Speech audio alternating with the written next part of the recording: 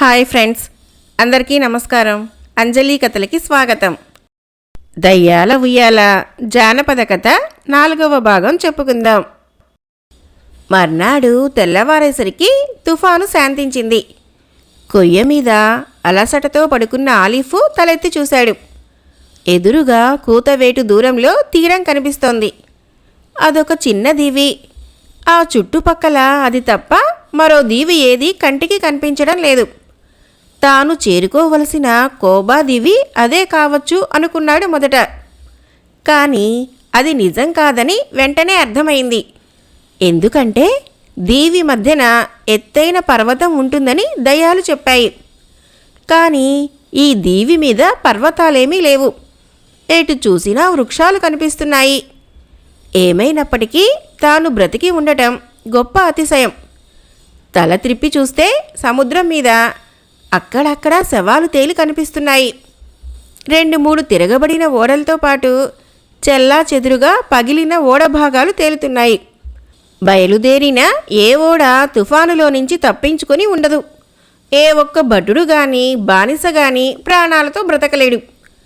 Olive ఆలోచనలు కట్టిపెట్టి కొయ్యపై నుంచి నీటిలోకి కిందకి దిగి తీరం వైపు ఈదుకుంటూ వెళ్ళాడు.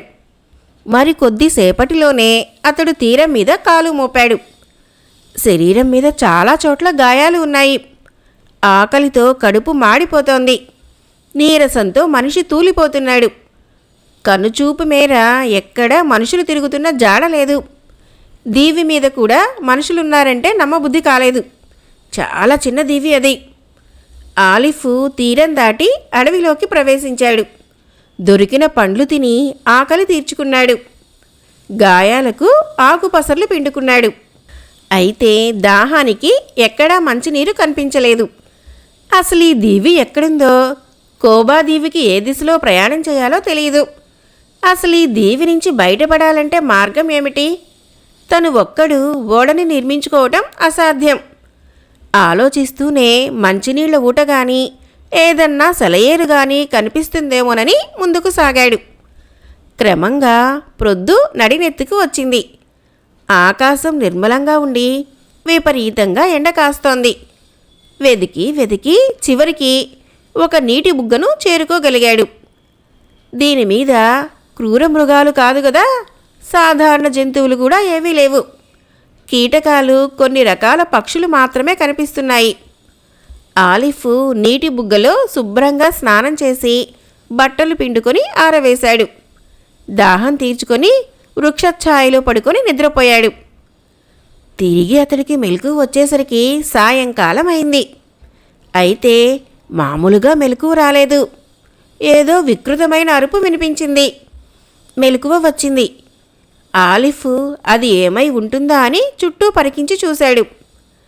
కంటికేమీ కనిపించలేదు. కానీ కొంత దూరం ఎగువ నుంచి మరొకసారి ఆ అరుపు ఒళ్ళు జలధరించేలాగా వికృతంగా వినిపించింది. ఆలిఫ్ పొడి బట్టలు ధరించి ఆయుధాలు సిద్ధంగా ఉంచుకొని ఆ అరుపు వినిపించిన దిశలో వడివడిగా నడిచాడు. అలా కొంత దూరం వెళ్ళేసరికి ఎదురుగా కనిపించింది ఒక భయంకరమైన పక్షి. అది అడవదున్న అంత ఎత్తుంది. ఎర్రటి ఈకలున్నాయి. దాని ముక్కుకు రంపాల్లాంటి పళ్ళు ఉన్నాయి. ఇనప స్తంభాల్లాంటి కాళ్ళు. భయంకరమైన ఆ పక్షిని చూసి విస్తుపోయాడు ఆలిఫ్. అంతకన్నా ఆశ్చర్యకరమైన మరొక విషయం కనిపించింది. ఆ పక్షికి వెనక తట్టున ఒక ఎత్తైన రాతి మండపం ఉంది. ఆ మండపం మధ్యలో ఒక వృద్ధుడు పైనుంచి తలక్రిందులుగా వేలాడుతున్నాడు. మొదట అది శవం అనుకున్నాడు. కానీ అతడు బ్రతికే ఉన్నట్లు వెంటనే గ్రహించాడు. ఆ వృద్ధుణ్ణి కలుసుకుంటే ఏమన్నా ఉపకారం జరగవచ్చును అనిపించింది. అయితే ఆ భయంకర పక్షి అడ్డుగా ఉంది. అసలది ఆ మండపానికి కాపలా ఉందేమోనన్న సందేహం కూడా కలిగింది. ఏమైతే అయిందని మొండి ధైర్యంతో మండపం వైపు అడుగు వేశాడు ఆలిఫ్. ఆ రాక్షసి పక్షి ఆలిఫ్ను చూడనే చూసింది. వెంటనే చెవులు పగిలేలాగా వికృతంగా అరుస్తూ గాల్లోకి లేచి రివ్వున ఆలిఫ్ మీదకు ఎగురు వస్తూ దాడి చేసింది. ఆలిఫ్ ఖడ్గం జులిపిస్తూ దాన్ని ఎదుర్కొన్నాడు. రాళ్లను పగలగొట్టగల బలమైన నల్లటి ముక్కు దానిది. కాలిగోళ్లను చూస్తే ఏనుగునే అమాంతంగా తన్నుకుపోగలదు అనిపిస్తోంది. కాసేపు ఖడ్గంతో పోరాడి చూశాడు. ఇక సాధ్యం కాదని తోచింది. దాంతో తన వద్దగల మంత్రాల కర్రనెత్తి ఆ పక్షి మీదకు విసిరేశాడు. అది రివ్వున దూసుకెళ్ళి క్రిందకు దూసుకొస్తున్న పక్షి మీదకు దాడి చేసింది. ఆలిఫ్ వాటి పోరాటాన్ని ఆసక్తిగా చూడసాగాడు. చూస్తుండగానే మంత్రాల కర్ర ఆ పక్షి ముఖం పగలగొట్టి నేలకు కూల్చేసింది. విలవిలా తన్నుకొని ప్రాణం వదిలింది ఆ పక్షి. మరుక్షణము ఆ పక్షి మృతదేహము భగ్గున మండి బూడిదగా మారి గాల్లో కలిసిపోయింది. మంత్రాల కర్ర ఆలిఫ్ చేతికి తిరిగి వచ్చింది. ఆలిఫ్ మండపంలోకి వెళ్ళి తాళ్లు కోసి వృద్ధుణ్ణి కిందకి దించాడు. అతడికి 70 సంవత్సరాల వయసు ఉంటుంది. శరీరం వడిలిపోయి ముడతలు పడింది. మనిషి సన్నగా రివటలా ఉన్నాడు. దుస్తులు పీలికలై ఉన్నాయి.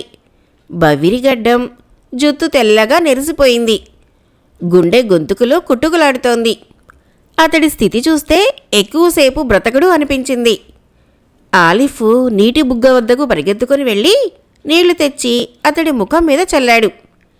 తెలివి రాగానే నీరు పట్టించాడు. వృద్ధుడు భారంగా కళ్ళు తెరిచి చూశాడు. ఎవరు నువ్వు అంటూ అడిగాడు.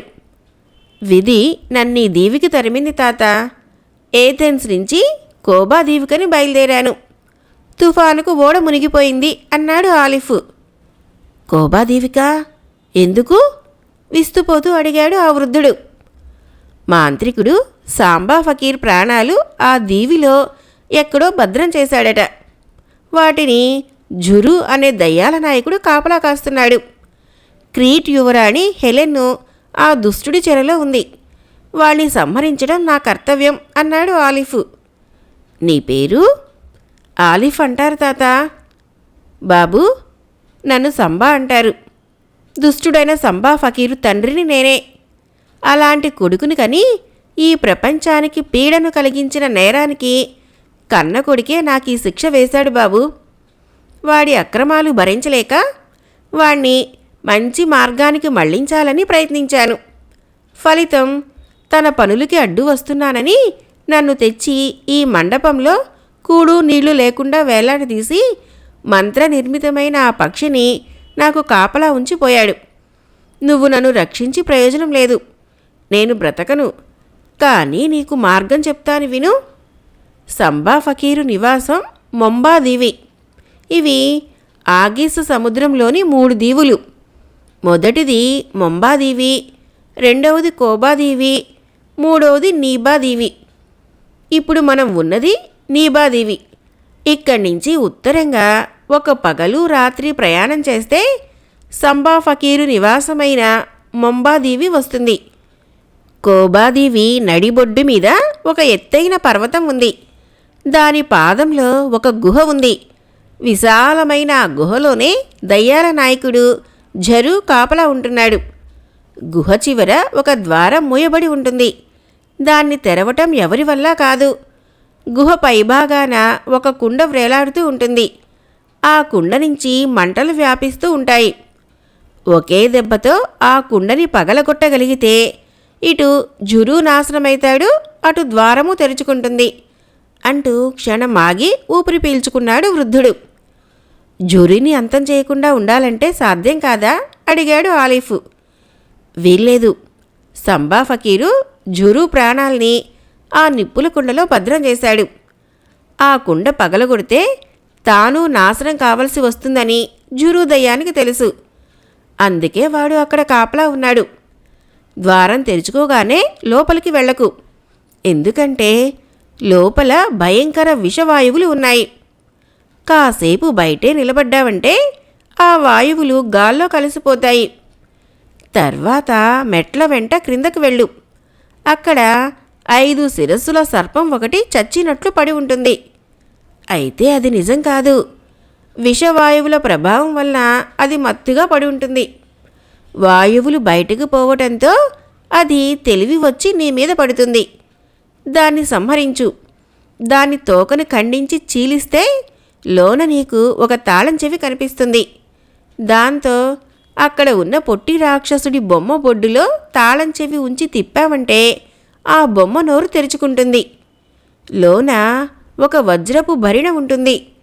ఆ భరిణలోని కందిరీగలో సంబా ఫకీరు ప్రాణం ఉంది. ఆ కందిరీగను చంపితే వాడు చస్తాడు. అర్థమైందా? అర్థమైంది తాత. ఇంతకీ నేను ఈ దేవి నుంచి బయటపడే మార్గం ఏమిటి? అది ఒక సమస్యే.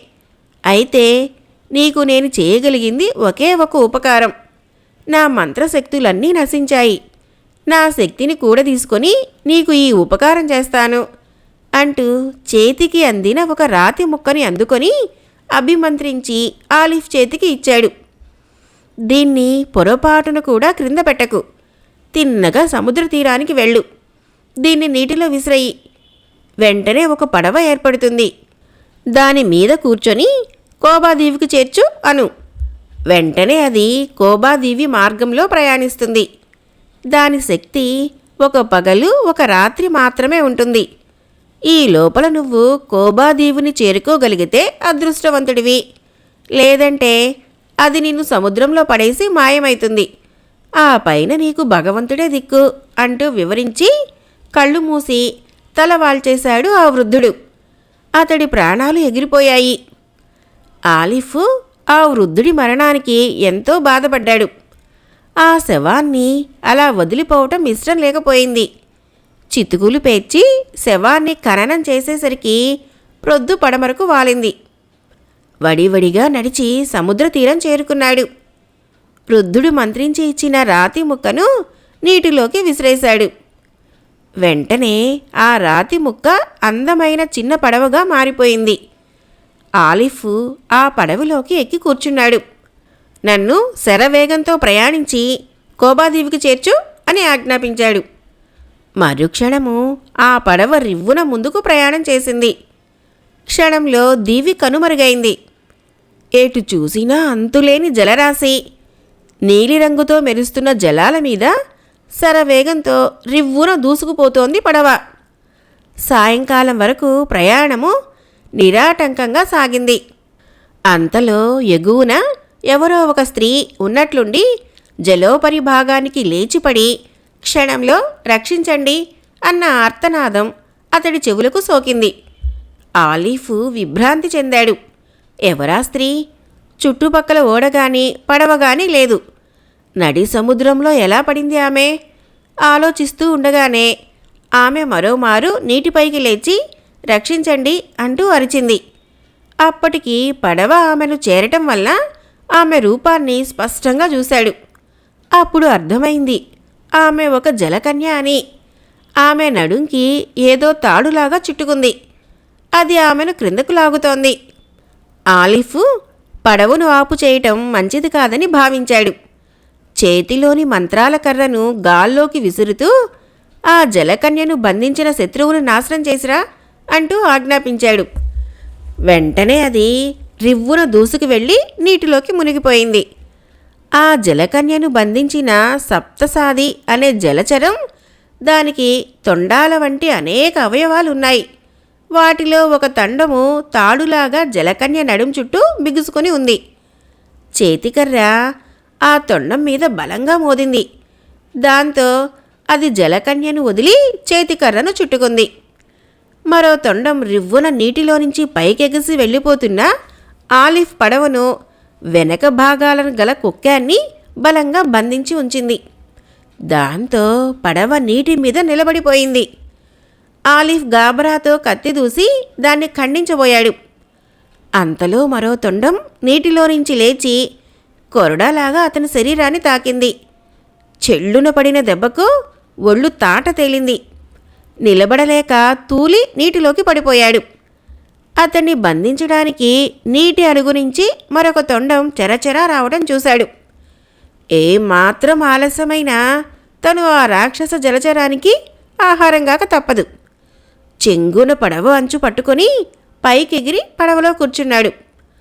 అప్పుడు చూశాడు ఆ తొండాలకి చివరి భాగంలో కళ్ళు ఉండటాన్ని. పడవను చుట్టి వరుసగా తొండాలు కుక్క గొడుగుల్లాగా పైకి లేచి అతన్ని చూస్తున్నాయి. నీటిలోకెళ్ళిన మంత్రాల కర్ర ఏమైందో తెలియలేదు. ఏమైనా సరే తను గొప్ప ప్రమాదంలో చిక్కుకున్నాడు. ఆలిఫ్ కత్తి జుళిపించాడు. తొండాలు అతని మీదకి విజృంభించాయి. ఆలిఫ్ కత్తి తిప్పాడు. వేటికో తొండం తెగి నీటిలో పడుతోంది. భీకరంగా పోరాడసాగాడు. తెగిన తొండాల భాగాలతో సముద్రజలం ఎర్రగా మారిపోతోంది. తెగినవి తెగిపడుతూ ఉంటే క్రొత్తవి పైకి లేచి వస్తున్నాయి. దాంతో పడవను కదలకుండా బంధించిన తొండాలను ఖండించడం సాధ్యం కాలేదు. ఇక్కడ ఆలిఫ్ పరిస్థితి ఇలా ఉంటే, అక్కడ నీటి లోపల ఆ రాక్షస జలచరాలతో పోరాడుతున్న మంత్రాల కర్ర పరిస్థితి మరీ దారుణంగా ఉంది. అది కొడుతున్న దెబ్బలకు ఆ జంతువేమీ లొంగేలా లేదు. సముద్ర గర్భంలోని తెల్లటి దూది కొండలో ఒకచోట పడుందా రాక్షస జంతువు. పేరుకి అది సప్తసాది, కానీ దాని శరీరం నుంచి కొన్ని వందల తొండాలు చిన్నవి పెద్దవి సుదూర ప్రాంతాల వరకు వ్యాపించి ఉన్నాయి. కొన్ని తొండాలు మంత్రాల కర్రను బంధించడానికి ప్రయత్నిస్తున్నాయి. అది చిక్కినట్లే చిక్కి తప్పించుకొని దొరికిన తొండాన్నల్లా చితకబాదుతోంది. చాలాసేపు సాగింది పోరాటం. చివరకు ఒక తొండం ఒడుపుగా పట్టుకొని మెరుపు వేగంతో నీటి అడుగు భాగానికి లాక్కుపోయి నోటికి అందించింది. ఆ జంతువు దాన్ని గుటుక్కున మింగేసింది. ఈ విధంగా లోపలికి పోయిన మంత్రదండము దాని ప్రేగుల మార్గంలో కలియదిరుగుతూ ఎక్కడికక్కడ చీల్చుకొని దాని ఉదరాన్ని చిన్నాభిన్నం చేయసాగింది. సుమారు ఒక జాము తర్వాత గాని అది బయటకు రాలేకపోయింది. ఫెళ్ళున దాని శరీరాన్ని చీల్చుకొని బయటికి వచ్చి శరవేగంతో నీటి పైభాగానికి దూసుకుపోయింది. అదే సమయంలో సప్తసాది మరణించడంతో అంతవరకు పడవని బలవంతంగా పట్టి ఉంచిన తొండాలన్నీ క్రిందకు వాలిపోయాయి. దాంతో పడవ రివ్వున ముందుకు సాగిపోయింది. నీటిలో నుంచి పైకి తేలిన మంత్రాల కర్ర వేగంగా ఎగురుతూ వచ్చి ఆలిఫ్ చేతిలో వాలింది. అంతసేపు ఆ భయంకర తొండాలతో పోరాడి అలసిపోయాడు ఆలిఫ్. ప్రయాణం తిరిగి ప్రారంభమయ్యేసరికి సూర్యుడు అస్తమిస్తున్నాడు. అంటే సుమారు 2 జాముల ప్రయాణం వృధా అయింది. తెల్లవారేసరికి పడవ కోబా దీవుని చేర్చలేదంటే తను సముద్రంలో పడక తప్పదు. ఆలిఫ్ ఆలోచిస్తూనే తను రక్షించిన జలకన్య ఎక్కడైనా కనిపిస్తుందేమోనని చుట్టూ చూశాడు. జాడలేదు. అంతలో చీకటి పడిపోయింది. పడవ తన దారిన పోతూనే ఉంది. భళ్ళున తెల్లవారింది. కనుచూపు మేరలో ఎక్కడా కోబాదీవి జాడ తెలియటం లేదు. సూర్యకిరణాలు సోకితే పడవ కరిగిపోతుంది. తను ఇక నడి సముద్రంలో ఏ జలచరం వాతనో పడక తప్పదు. ఆలిఫ్ గాబరాతో ఆలోచిస్తూ ఉండగా తన పడవకి దగ్గరలో ఎవరో నదిలో ఈదుకొస్తున్న జాడ కనిపించింది. జాగ్రత్తగా గమనించే లోపలే ఆ రూపము నీటి మీదకు లేచి అతన్ని సమీపించింది. ఆమె జలకన్య. ఆమెను చూడగానే ఆలిఫ్కు కోపం వచ్చింది. ఎందుకు నా వెంట వస్తున్నావు అన్నాడు. మహావీరా, నా ప్రాణాలు కాపాడారు. కృతజ్ఞత చెప్పుకునే అవకాశం లేకపోయింది. అందుకే వస్తున్నాను అంది జలకన్య. నా పడవ మునిగిపోతోంది. నన్ను కోబాదీవికి చేర్చగలవా? తప్పకుండాను. నా వీపు మీద చేరుకుంటే సురక్షితంగా చేరుస్తాను. మాట్లాడుతున్నంతలోనే పడవ మంచులాగా కరిగి నీటిలో కలిసిపోయింది. ఆలిఫ్ నీటిలో పడిపోయాడు. వెంటనే జలకన్య మూపురం మీద కూర్చున్నాడు. ఆమె చేపలాంటి తన తోకతో నీటిని చీలుస్తూ శరవేగంతో ముందుకు ప్రయాణం చేసి మధ్యాహ్నం లోపలే అతన్ని కోబా తీరం మీదకు దించింది.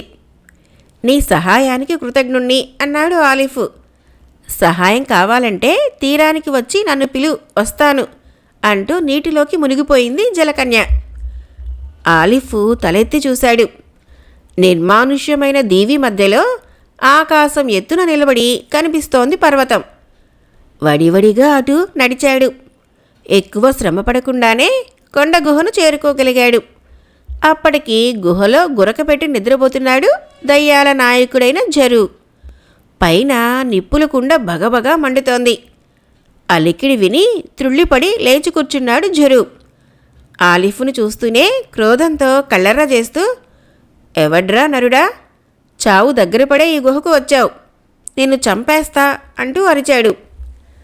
ఒరే దెయ్యం వెధవా, మర్యాదగా దారి తప్పుకో, లేకపోతే భస్మం చేస్తా అన్నాడు ఆలిఫ్. అంటూనే మంత్రాల కర్రను నిప్పుల కుండపైకి విసిరి తాను కత్తి దూసి జరుతో కలపడ్డాడు. ఇద్దరికీ భయంకరమైన పోరాటం ప్రారంభమైంది. అంతలో రివ్వున గుహపైకి దూసుకు వెళ్లిన మంత్రాల కర్ర మండుతున్న కుండను ఒక్క దెబ్బతో పగలగొట్టింది. దాంతో దెయ్యాల నాయకుడైన జరు కెవ్వును అరిచి పడిపోయాడు.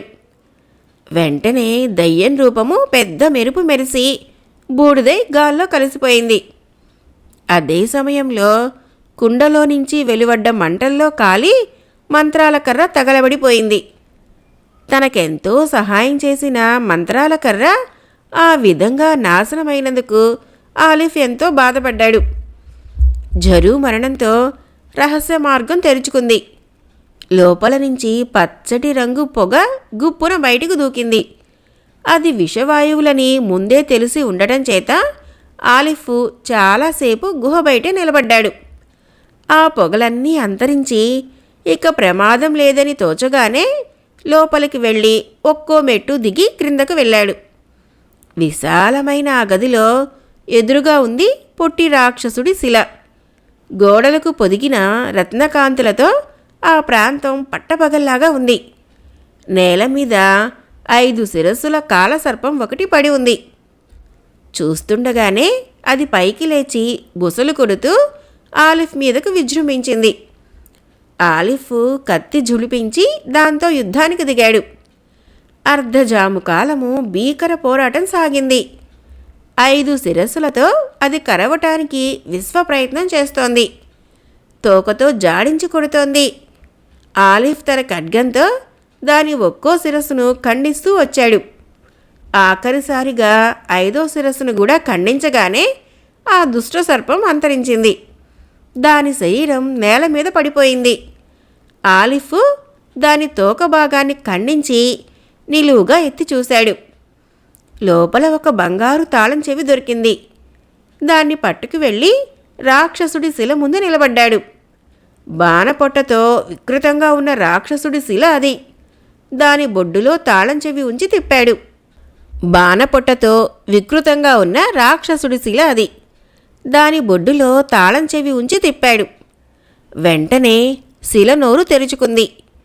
ఆలిఫ్ ఆ శిల నోట చెయ్యి దూర్చి వజ్రపు బరిణను బయటకు తీశాడు. లోన స్పష్టంగా కనిపిస్తుంది గండు కందిరీగా. ఆ బరిణను దుస్తుల్లో భద్రం చేసుకుని వచ్చిందారినే తిన్నగా సముద్ర తీరానికి చేరుకున్నాడు. జలకన్యను పిలిచాడు. వెంటనే తీరానికి వచ్చింది ఆమె. మరోసారి మీ సహాయం కావాలి అన్నాడు. ఏమిటి? నేను మొంబాదీవి చేరుకోవాలి. అలాగే అంది జలకన్య. ఆలిఫ్ జలకన్య వీపు మీద కూర్చున్నాడు. ఆమె నీటిపైన తేలుతూ శరవేగంతో మొంబాదీవి మార్గంలో సాగిపోయింది. అది మనోహర దివ్య మందిరం. లోన హంసతూలికా తల్పం మీద విచారంగా కూర్చొని ఉంది క్రీట్ యువరాణి హెలెన్. ఆమెను చుట్టి 5 భూతాలు నిలబడి ఉన్నాయి. సంబా ఫకీరు వికటంగా నవ్వుతున్నాడు. జగదేక సుందరి, ఇంకా ఎంతకాలం నీకు ఈ మొండి పట్టుదల? నేను తలుచుకుంటే క్రీట్ దీవిని క్షణంలో సముద్రంలో కలపగల సమర్థుణ్ణి. నువ్వు కోరాలే గాని ఈ భూప్రపంచానికే నిన్ను రాణిని చేస్తాను. మన వివాహానికి సమ్మతించు. ఎవరో నిన్ను కాపాడతారని అనుకోకు అన్నాడు. హెలెన్ను కన్నీళ్లతో చివ్వున తలెత్తి చూసింది. సంబా ఫకీర్, నా ప్రాణం పోయినా నిన్ను వివాహమాడను అంది. ఓహ్, నీకు ఈ పట్టుదల ఎంతకాలం? గురుశాపమే లేకుంటే నిన్నింతకాలం ఉపేక్షించేవాణ్ణి కాదు. నా సహనాన్ని పరీక్షించకు. మనోహరి, నువ్వు సమ్మతించక తప్పదు. ఛీ నీచుడా, ధైర్యం లేక మాయాజాలంతో నన్ను ఎత్తుకు వచ్చి నిర్బంధించిన నీచుడివి. నీ ముఖం చూడడం కూడా పాపం. తక్షణం ఇక్కడి నుంచి వెళ్ళిపో అంటూ అరిచింది హెలెన్. అంతలో శభాష్ యువరాణి, క్రీట్ యువరాణి నడిపించావు. ఈ నీచుడు కుక్కచావు చేస్తాడు అంటూ మాటలు వినిపించాయి. సంబా ఫకీరు త్రుళ్ళిపడి అటు చూశాడు. ఆలిఫ్ చిరునవ్వుతో బయటకు వచ్చాడు. అతడి చేతిలో వజ్రపు భరిణ ఉంది. హెలెన్ అతడి అందాన్ని చూసి విస్తుపోయింది. మైమర్చి చూడసాగింది. సంబా ఫకీర్కు మాత్రం ఒళ్లంతా తేళ్లు జెర్రులు పాగుతున్నట్లు అయింది. వాడి ప్రాణాలు ఆలిఫ్ చేతిలో ఉండటం వలన ఫకీరు కాపాలి శక్తులేవి ఆలిఫ్ను అడ్డగించలేకపోయాయి. ఒరే కుర్రాడా, ఎవరు నువ్వు? ఆ భరిణ నీకెక్కడిది అంటూ గాభరాతో అడిగాడు. నీ ప్రాణాలు తీయటం ప్రపంచానికి ఎంతైనా అవసరం, అందుకే సాధించి తెచ్చాను. దుష్టుడా, నీలాంటి క్షుద్ర మాంత్రికులు అంతమైతే గాని ప్రజలకు క్షేమం లేదు అంటూ ఫకీరు మీదకు దూకే లోపలే భరిణలోని కందిరీగను తీసి త్రెంచి పారేశాడు. సంబా ఫకీరు కెవ్వున కేక వేస్తూ గొంతు పట్టుకున్నాడు. బలవంతంగా ఊపిరి తీసుకోవడానికి ప్రయత్నిస్తూ, ద్రోహి, నా ప్రాణాలు తీసి మీరు తప్పించుకుపోదామనుకుంటున్నారా అంటూ గార్ధబికర్ణ అంటూ బిగ్గరగా అరిచాడు. మరుక్షణం ఒక భయంకరాకారం అక్కడ ప్రత్యక్షమైంది. పర్వతం లాంటి రూపం, పొడవాటి గాడిద చెవులు, గబ్బిలం రెక్కల వంటి పెద్ద పెద్ద రెక్కలు ఉన్నాయి. వికృతమైన ముఖం, మెడలో కంకాళాల మాల, భుజాల నుంచి ఛాతీ మొత్తం మొసలి వీపు మీద ఉండే పొలుసుల వంటి భాగాలతో అతి భీకరంగా ఉన్న ఆ రూపము. సంబా, ఏమిటి ఆనా అంటూ అడిగాడు. నా ప్రాణాలు తీస్తున్న వీళ్ళిద్దరూ బ్రతకరాదు. యువరాణిని సముద్రంలో ముంచి చంపు. ఆమె చావుతో ఈ కుర్రవాడు గుండె పగిలి చావాలి అని ఆజ్ఞాపించి కళ్ళు మూసి ప్రాణం వదిలేశాడు సంబా ఫకీరు. వెంటనే ఆ గబ్బిలం రెక్కలున్న గార్ధబకర్ణ అనే రాక్షసుడు ఆలిఫ్ వైపు పరిగెత్తుకొని వెళ్తున్న హెలెన్ని ఎత్తుకొని చేతుల మీద వేసుకొని వడివడిగా భవనం బయటకు అడుగులు వేశాడు. ఆలిఫ్కు క్షణకాలం ఏం చేయాలో తోచలేదు. కత్తి జుళిపిస్తూనే వాడి వెనకనే పరిగెత్తాడు. అయితే ఎంత పరిగెత్తినా ఆ రాక్షసుణ్ణి అందుకోవటం కష్టమైతోంది. హెలెన్ను రక్షించమని అరుస్తోంది. క్రమంగా రాక్షసుడు భవనం దాటి తోటకు అడ్డం పడి సముద్ర తీరం వైపు నడుస్తున్నాడు. ఆలిఫ్ అటు ఇటు చూశాడు. తోటలో ఒకచోట కొన్ని కాగడాలు కనిపించాయి. వెంటనే ఒక కాగడాకి నిప్పంటించి రాక్షసుడి మీదకు విసిరాడు. అది సూటిగా వెళ్ళి వాడి రెక్కకు తగిలింది. చర్మం చెరచెరా కాలిపోయింది. రాక్షసుడు బాధతో వెర్రి కేక వేస్తూ వెనుదిరిగాడు. ఆలిఫ్ వరుసగా 10 కాగడాలని వాడి మీదకు విసిరాడు. వాడు బాధతో యువరాణి హెలెన్ని వదిలి తగలబడుతున్న శరీరాన్ని ఆర్పుకోవటానికి ప్రయత్నించాడు. అయితే చూస్తుండగానే రెక్కలు కాలిపోవటంతో గార్ధబకర్ణుడు పర్వతంలా కూలి ప్రాణాలు వదిలాడు. అటు సంబా ఫకీరు మరణంతో అక్కడ అంతకాలము అంటిపెట్టుకుని ఉన్న శక్తులన్నీ అంతరించాయి. రాక్షసుడి అంతం చూడగానే హెలెన్ పరమ సంతోషంతో పరుగున వచ్చి ఆలిఫ్ను కౌగిలించుకుంది. మహావీరా, మీరు నాకు చెర విడిపించారు. ప్రత్యుపకారంగా నేను జీవితాంతం మీకు హృదయదాసిగా ఉండిపోతాను అంది. అంత మాట అనకండి యువరాణి. మిమ్మల్ని క్రీట్కు చేర్చితే చాలు, నా బాధ్యత తీరుతుంది. నేనొక గొర్రెల కాపర్ని. నన్ను ఈ కార్యానికి వినియోగించిన 6 భూతాలకి నిజరూపం కలిగి ఉంటుంది. ఏథెన్స్ నుంచి క్రీటు చేరుకోవటానికి వాళ్లకు నెలపైగా పడుతుంది అంటూ జరిగిందంతా వివరించాడు ఆలిఫ్.